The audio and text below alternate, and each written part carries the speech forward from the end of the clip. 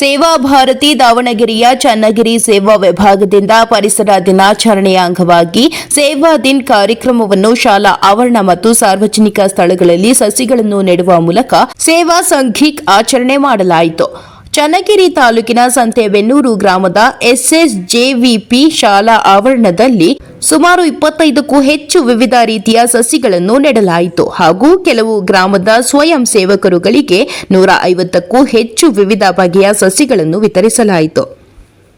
ಸೇವಾ ದಿನ್ ಕಾರ್ಯಕ್ರಮದಲ್ಲಿ ಆರ್ಎಸ್ಎಸ್ನ ಸಂತೆಬೆನ್ನೂರು ಹೋಬಳಿ ಕಾರ್ಯವಾಹ ಶ್ರೀನಿವಾಸ್, ತಾಲೂಕು ಬೌದ್ಧಿಕ್ ಪ್ರಮುಖ್ ಶ್ರೀಕಾಂತ್, ಸ್ವಯಂ ಸೇವಕರುಗಳಾದ ಪ್ರಭು ಗೊಲ್ಲರಹಟ್ಟಿ, ರಘು, ಗ್ರಾಮಸ್ಥರಾದ ಸುರೇಶ್ ದೊಡ್ಡಬಾಯಿ, ಶಾಂತಣ್ಣ, ಕಾಯಿ ರಂಗಸ್ವಾಮಿ, ಫಿಲಂ ಪ್ರಕಾಶ್, ಜಗದೀಶ್, ಮುರಳಿ, ರಮೇಶ್, ಮಹೇಶ್, ಡಾಕ್ಟರ್ ಪ್ರದೀಪ್, ಶಿವರಾಜ್, ನಯಾಜ್, ಮಂಜಣ್ಣ, ರಹಮತ್ತುಲ್, ನಿಂಗರಾಜು, ಕಿರಣ್ ಮುಂತಾದವರು ಉಪಸ್ಥಿತರಿದ್ದರು.